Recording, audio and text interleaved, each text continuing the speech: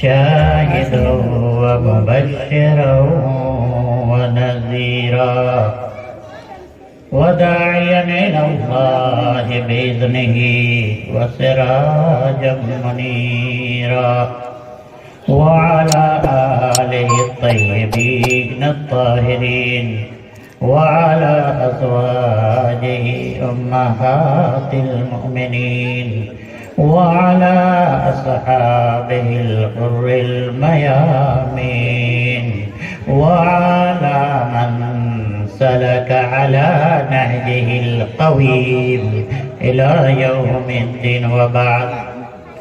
فأعوذ بالله من الشيطان الرجيم. بسم الله الرحمن الرحيم. شهد الله أنه لا إله إلا هو والملائكة وأولو العلم قائما بالقسط لا إله إلا هو العزيز الحكيم. اللهم انفعني بما علمتني وعلمني ما ينفعني وزدنی علما. میرے بزرگوں، دوستوں، اسٹیج پہ جلوہ افروز حضرت مولانا فضل اللہ انصاری اور میرے رفیق ہمدم شیخ محمد عرفان سلفی، میرے رفیق سفر حضرت مولانا سیف اللہ مکی حفظہم اللہ تعالی، میرے بزرگوں اور عزیزوں، انسانی زندگی میں علم کی، ایجوکیشن کی، شکشا کی بڑی اہمیت، بڑا ویلو اور مہتو ہے. انسان کے لیول کا، اس کے اسٹینڈرڈ کا اور اس کے معیار کا اندازہ اس کے علم ہی سے لگایا جا سکتا ہے. جو قومیں ترقی یافتہ ہیں یا جو ممالک ڈیولپ کنٹری کہے جاتے ہیں، وہ اس لیے کہ ان کے پاس علم ہے، تو سائنس اور ٹیکنالوجی کے میدان میں دنیا میں سب سے آگے. یہ علم انسانی زندگی کے عروج اور زوال کا معیار اور انسانی معاشرہ کی ترقی کا راز اور عنوان ہے. ہمارے دین اسلام کا علم کے ساتھ بڑا گہرا رشتہ ہے. یہ اسلام دین العلم والمعرفہ ہے، اور اس کا اندازہ لگائیے کہ اللہ تعالی نے جو پہلا انسان بنایا اس دنیا میں، جسے بھیجا، وہ ابونا آدم علیہ السلام ہے. اس پہلے انسان کو اللہ نے نبی بنایا. بھائی کیوں؟ تاکہ وہ اور دیگر آنے والے انسانوں کی تربیت بھی کرے اور انہیں تعلیم بھی دے. اس پہلے انسان کو اللہ نے علم کے زیور سے آراستہ اور پیراستہ کیا. وَعَلَّمَ آدَمَ الْأَسْمَاءَ كُلَّهَا. انسانی معاشرے کے لیے، انسانی آبادی کے لیے، بسنے والی انسانی بستیوں کے لیے جن علوم اور فنون کی ضرورت پڑ سکتی تھی، وہ سارے علوم اور فنون رب العالمین نے حضرت آدم علیہ السلام کو سکھلائے. اور پھر اس کے بعد اللہ تعالی نے حضرت آدم علیہ السلام کو مسجود ملائکہ بنایا، فرشتوں سے سجدہ کرایا۔ وَإِذْ قَالَ رَبُّكَ لِلْمَلَائِكَةِ اسْجُدُوا لِآدَمَ، یہ اشارہ ہے اس بات کی طرف۔ اللہ نے آدم علیہ السلام کو علم کے زیور سے آراستہ کیا، اور پھر اس کے بعد فرشتوں سے سجدہ کرایا، مسجد ملائکہ بنایا۔ یہ دلیل ہے، یہ اشارہ ہے، یہ پیغام ہے ہمارے لیے، اللہ کا یہ میسج ہے کہ اگر علم کی طاقت تمہارے پاس ہوگی نا تو جیسے فرشتے حضرت آدم کے سامنے جھک گئے، زمانہ تمہارے سامنے جھک جائے گا۔ اور تاریخ گواہ ہے، جب تک مسلمانوں کے پاس علم کی طاقت اور قوت رہی، اس قوم مسلم نے دنیا کی امامت اور قیادت کی۔ ایسے زمانے میں جبکہ یہ یورپ ڈارک ایج میں تھا، قرطبہ اور اشبیلیہ اور بغداد کی جامع مسجدیں اور وہاں کے کتب خانے علمی کتابوں سے اور علمی کتابوں کے پرستاروں سے آباد تھے۔ اور آج یورپ جس کو اپنی بادشاہی پر، اپنی سروری پر بڑا غرور اور ناز ہے، اس یورپ کو یہ بادشاہی اس وقت حاصل ہوئی جب اس نے ہمارے علماء اور ہمارے حکماء کے سامنے اشبیلیہ کے اندر اسپین اور بغداد کی مسجدوں میں جانب تلمس طے کیا۔ اس لیے علم کی اہمیت کو سمجھیے۔ جب آپ شکھت ہوں گے، تعلیم یافتہ ہوں گے، تو یہ زمانہ ہے آپ کو اپنے پلکوں پہ سجائے گا، اپنے سر کا تاج بنائے گا۔ یہ زمانہ ہے آپ کے سامنے جھک جائے گا، آپ کو مان دے گا اور آپ کو سمان بھی دے گا۔ اللہ تعالیٰ نے صرف آدم علیہ السلام نہیں بلکہ جتنے انبیاء کو بھیجے، دنیا میں مبعوث کیا۔ یہ انبیاء کرام اللہ کی آنکھوں کے تارے اور راج دلارے تھے۔ ان تمام نبیوں کو اللہ نے علم و حکمت کی نعمت سے سرفراز کیا، بہت ساری نعمتیں دی، مال و دولت دیا انبیاء کو، حکومت و سلطنت عطا کی، لیکن اپنی جس نعمت کا بطور خاص رب العالمین نے ذکر کیا ہے وہ نعمت علم و حکمت ہے۔ یہ دلیل اس بات کی ہے کہ اللہ کے نزدیک سب سے عظیم نعمت علم کی نعمت۔ ارے حضرت داؤد علیہ السلام اور سلیمان علیہ السلام کو اللہ نے کیا نہیں دیا؟ مال و دولت دی، سلطنت اور سیاست اور حکومت عطا کی، لیکن قرآن کیا کہتا ہے؟ وَلَقَدْ آتَيْنَا دَاوُدَ وَسُلَيْمَانَ عِلْمًا، ہم نے داؤد اور سلیمان کو علم دیا۔ جب علم دیا، آج ہمارا حال یہ ہے کہ تھوڑا سا اگر علم ہو جائے تو استاد کو نہیں پہچانتے، اترا کے چلنے لگتے، گھمنڈ اور تکبر میں مبتلا ہو جاتا ہے۔ کون ہے جس کے پاس مجھ سے زیادہ علم ہے؟ اللہ یہ فرما رہے ہیں کہ جب ہم نے داؤد اور سلیمان کو علم دیا تو کیا کہا دونوں نے؟ قال الحمد لله الذي فضلنا على كثير من عباده المؤمنين۔ داؤد اور سلیمان نے میرے علم و حکمت کو پا کر کے اللہ کا میری تعریف کی، میرا گن گایا، میری تعریف کہا۔ اس اللہ کی بڑی تعریف ہے جس نے ہمیں اپنے بہت سارے مومن بندوں پر فضیلت بخشی ہے۔ سب سے بڑی نعمت علم کی نعمت ہے، اور اگر اللہ یہ نعمت دے دے تو اللہ کا گن گاؤ، اللہ کی تعریف کرو، فخر و غرور کے اندر مبتلا مت ہو جانا۔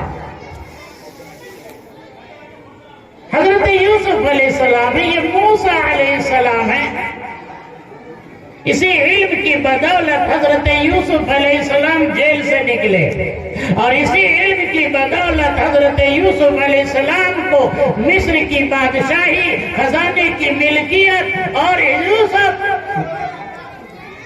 مصر کے سیاہ اور سفید کے مالک بنے اسی علم کے بدولت۔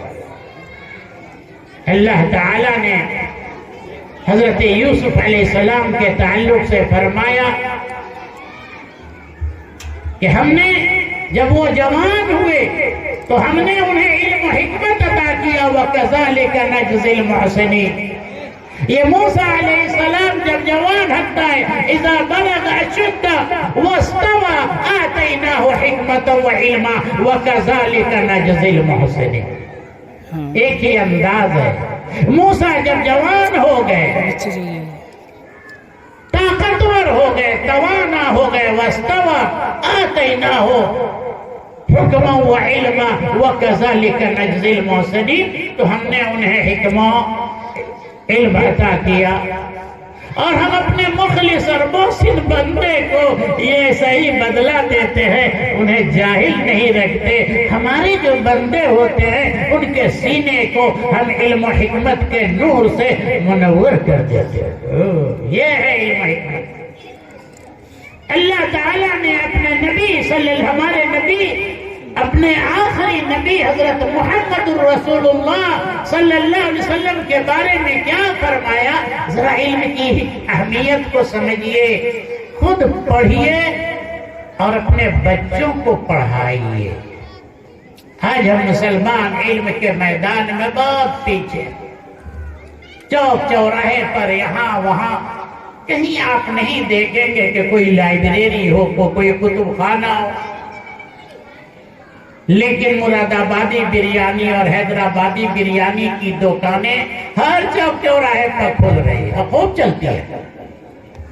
لائبریری میں بیٹھو گے، کتاب خانوں میں اگر بیٹھو گے تو دماغ وسیع ہوگا، فکر کے اندر وسعت پیدا ہوگی، فکر و نظر کے اندر، اور بریانی کی دکان میں بیٹھو گے تو توند بڑھے گا۔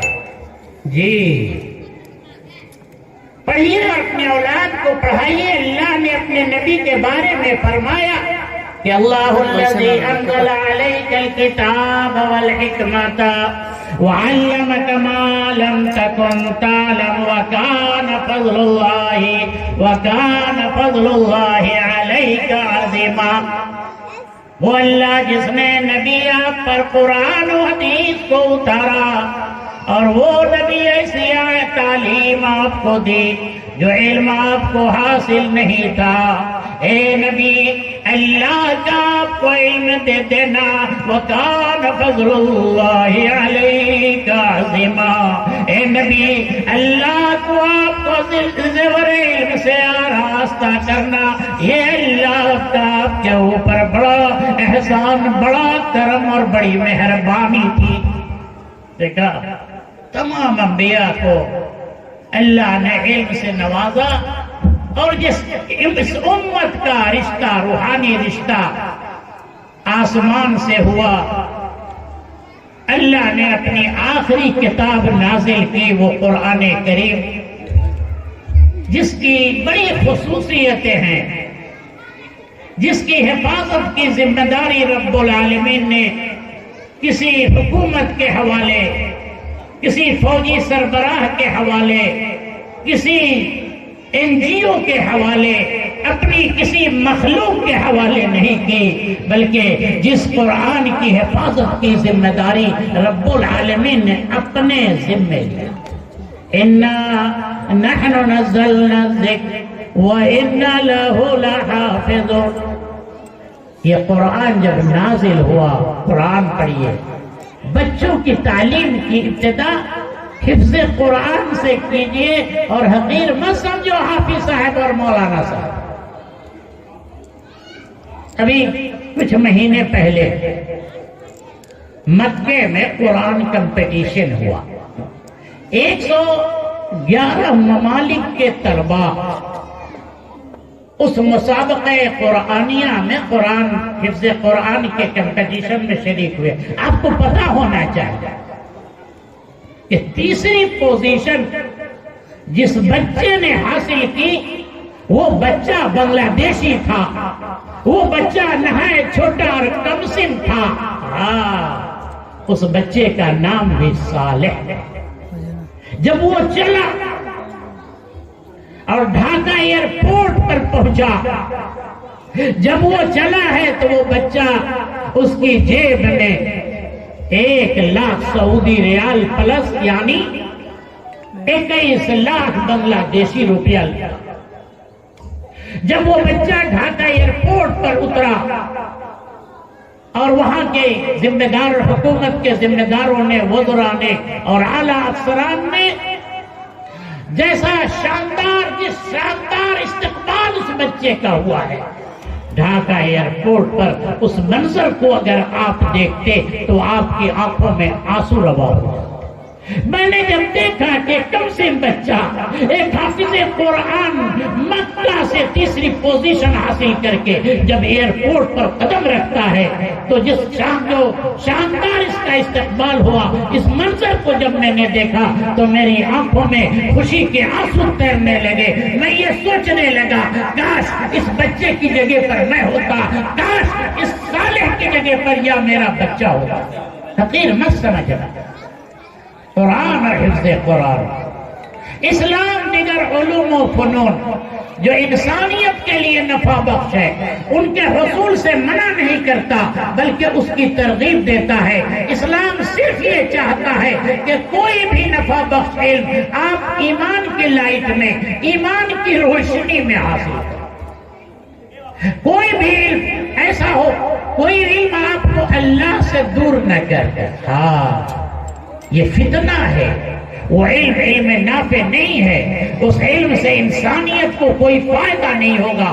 جو علم انسان کو اللہ سے دور کر دے، ایمان باللہ سے کاٹ دے. جائز ہے، تم شوق ہے کالج میں پڑھو یا غباروں میں اڑو، پر ایک بات، تم شوق سے کالج میں پڑھو یا چرخ پہ جھولو، جائز ہے غبارے میں اڑو یا پھول میں جھولو، پر ایک بات بندے مومن کی رہے گا. اسلام کا نظریہ تعلیم صرف اتنا ہے کہ ایک بات بندے مومن کی رہے یاد، اللہ کو اور اپنی حقیقت کو. ابھی فیفا ورلڈ کپ ختم ہوا ہے قطر میں، ہے نا؟ بڑا فائدہ ہوا ہے اسلام اور دعوت اسلامی کو. آپ کو معلوم ہونا چاہیے کہ اس عظیم فیفا ورلڈ کپ کا ادھاٹن، اس کا افتتاح اور اس کی ابتدا جس قاری کی تلاوت قرآن سے ہوئی وہ آدھے دھڑ کا ہے. 20 سالہ قطری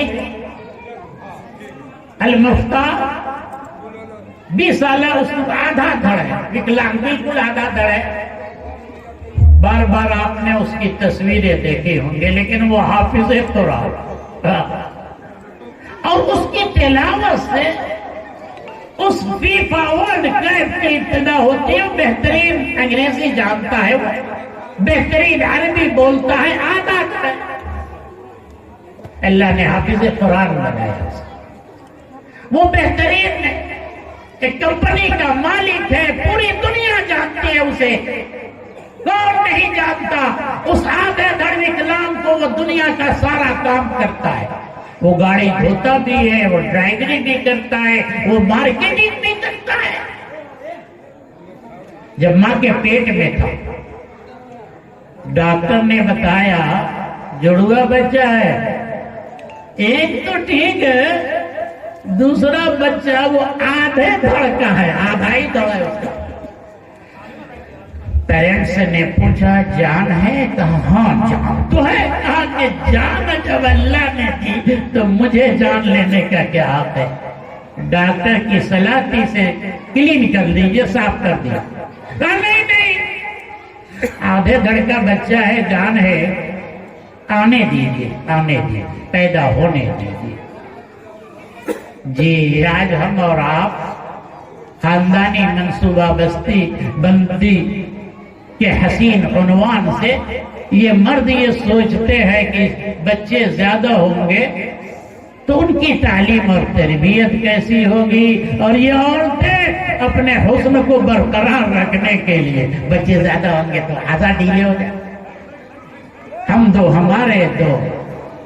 ہمارے دو بچیاں اگر آ رہی ہیں سونوگرافی کے ذریعے، الٹرا ساؤنڈ کے ذریعے پتہ لگا لیتے ہیں بچی ہے، پیدا بھی نہیں ہونے دیتے۔ وہ ماں جو 9 مہینے تک اس بچی کو لانے ہوئی ہے، وومیٹنگ ہو رہا ہے، کھاتی ہے، الٹی ہو جاتا ہے، اس ماں کو بھی اس آنے والی بچی کو اگر منہ دیکھنا نصیب نہیں ہوتا، اس حسین کائنات کو دیکھنا اسے نصیب نہیں ہوتا، وہ دنیا میں پیدا نہیں ہوتی، وہ آنکھ نہیں کھولتی، اس کا کام تمام کر دیا جاتا۔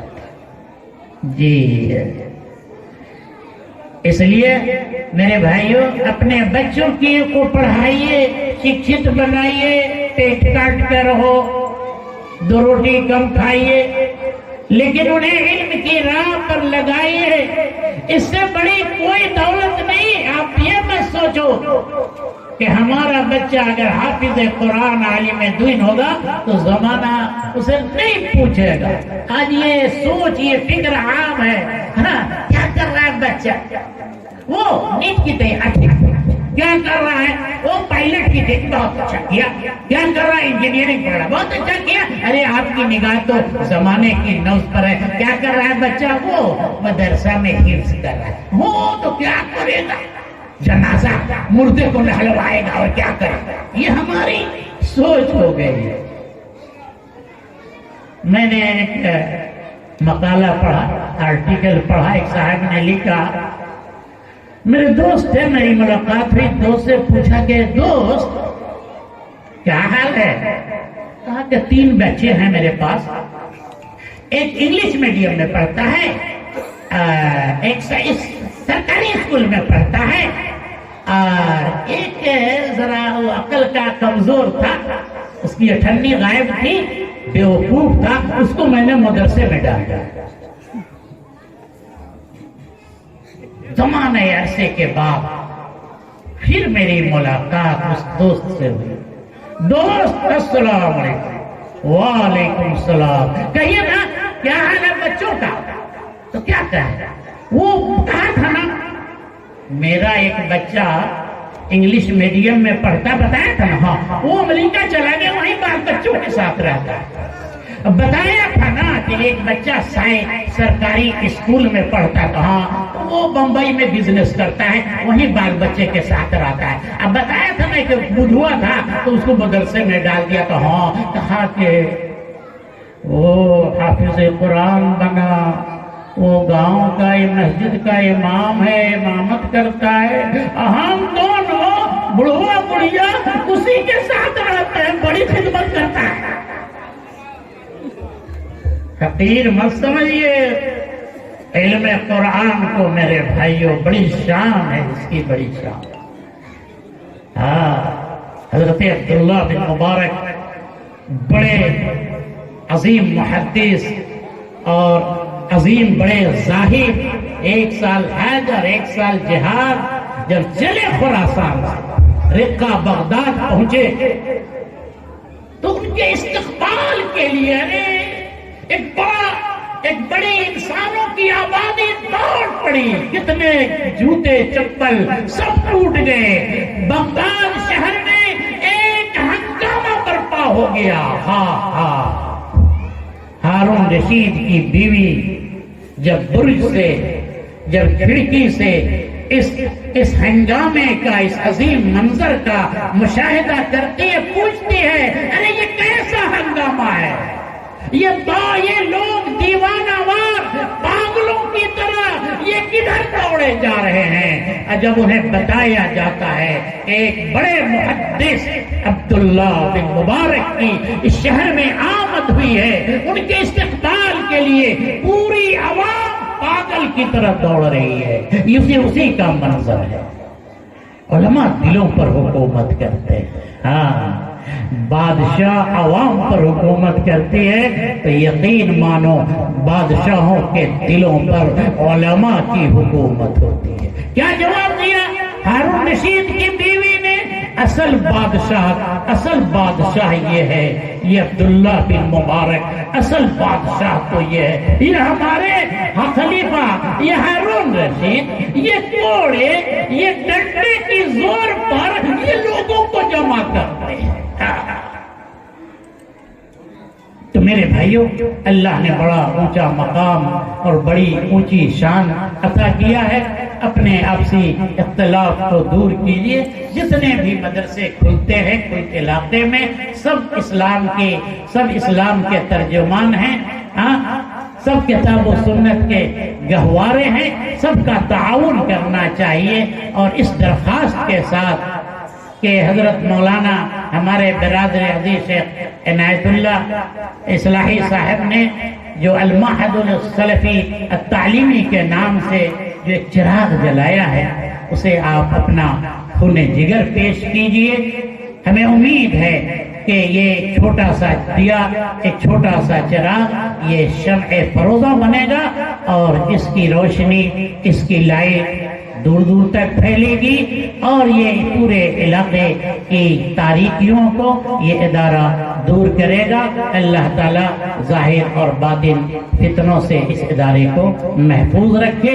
اخیر میں ایک خاص بات جس کا اعلان بہت ضروری ہے، ہمارے مولانا عنایت اللہ صاحب نے 2 بار شاعر اسلامی میرے عزیز جمیل اختر کو بلایا تو ان کے ساتھ شہنشاہ ترنم کا لفظ استعمال۔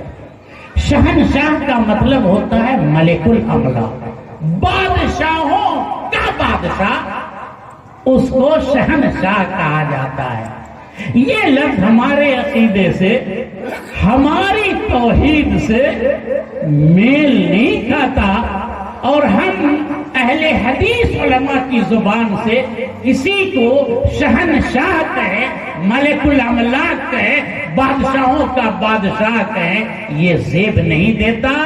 ہم اہل الحدیث ہیں اور ہمیں اپنی توحید پر بڑا ناز اور فخر ہے۔ شہنشاہ اور ملک الاملاک اگر ذات ہے تو ایک ذات ہے، وہ صرف اللہ رب العالمین کی ذات ہے۔ کسی بھی انسان کو ہم شہنشاہ یا ملک الاملاک نہیں کہہ سکتے۔ اقول قولی ھذا واستغفر اللہ لی ولکم ولسائر المسلمین فاستغفروہ انہ هو الغفور۔